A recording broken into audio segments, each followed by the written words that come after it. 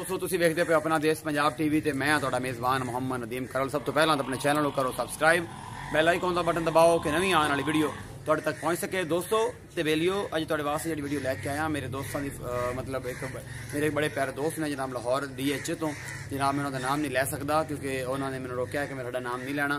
तो उन्होंने जी मझ तुसीं मैं पूरा कैमरा मैं तुहानूं विखा रहा है, ये 2,80,000 रुपये की मझ खरीदी है। तकरीबन 15 तो 17 लीटर दुध है इस मझ को जनाब। ये मझ उन्होंने होगी जनाब, नाम नहीं लै रहा जनाब, सिर्फ इन्ना कह देना कि मलक ने जनाब वो तो उन्होंने मझ उन्होंने ली है जनाब DH फेज 6 तो जनाब वो है ने उन्होंने मझ खरीदी है जनाब। यह तुम वेख सकते हो जनाब, ये उन्होंने होगी।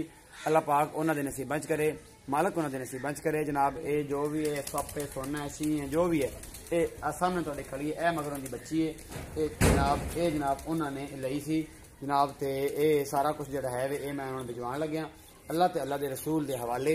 ये दोस्तों का एतमाद दोस्तों की मुहब्बत जी हैगी इसी तरह इंशाअल्लाह अपना देश पंजाब TV ते चलती रहेगी। अपना देश पंजाब TV तो जोड़े ए बंदे है ने इन्होंने पुछ लेने जनाब राय मोहम्मद खान साहब ने इन्होंने को जानवर खरीदा गया अज तो 15 दिन पहले उनका बयाना होया सी। अज बाकी अमाउंट दे के असी जानवर अपना लैके जा रहे हैं। जनाब राय साहब दसो कैमरे में जनाब तुहानूं गां मझ के पैसे मिल गए ने? मिल गए जी। कोई शक शुबा कोई नहीं, किसी किस्म का कोई रौला नहीं जी। वो बंदे खुद आए सन इत्थे? बिल्कुल इनकी चुआई करके गए सन? 2 टाइम चुआई कर 2 टाइम चुआई करके ले गए सन बंदे जिहड़े आए सन? बिल्कुल। वो लाहौर तो सन जी। ये भी दस्सिया जे कैमरे दे विच लाहौर तो सन जी। 2 टाइम की चुआई की सी। दुध किन्ने दी गल होई सी? किन्ना दुध सी थल्ले? दुध दी उन्होंने पहले असी गल कीती सी 22 लीटर।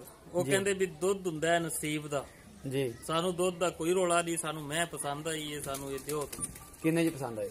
2,80,000 रुपए। 2,80,000 रुपए जे मैं फाइनल होई सी तुहानूं किन्ने बयान दे गए सी?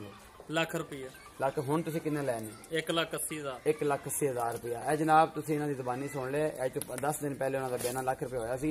10 दिन इन्हां ने घरे पट्ठे पाए ने। हुण दुध इहदे कोल जिहड़ा भी है 16 लीटर 17 लीटर 18 लीटर ये सारा कुछ जनाब कैमरे की नज़र जिहड़ा है ना वो असीं दस दित्ता है। अल्लाह पाक उन्होंने नसीबां च करे।